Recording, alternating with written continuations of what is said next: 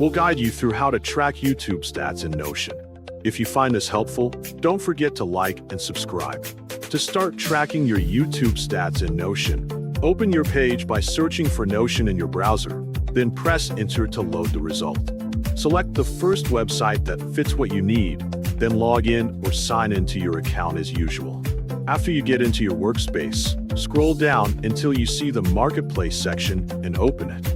At the top of the Marketplace, open the template page so you can look for ready-made layouts. Use the search bar inside the template page to search for YouTube Tracker, which is a simple way to keep your stats organized. Browse through the results and select a template that you like. Once you find the one you want, left-click the template to open its page. Inside the template page, press the Add button so the template gets added into your workspace. After it is added, go to the left bar and open the template you just brought in. When the template loads, scroll down until you find the database section that stores all the tracking info. Left-click the database to open it. From here, select Subscriber Tracker to open the database for tracking subscribers. In the table view, set your subscriber goal by typing the target you want to reach.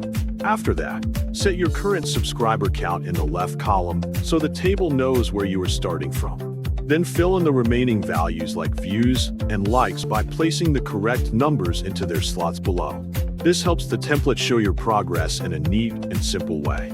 Now, if you want to add subscriber updates to your stats later, just press the Add Follower button that comes with the template. It gives you a quick way to keep things current without having to change anything else.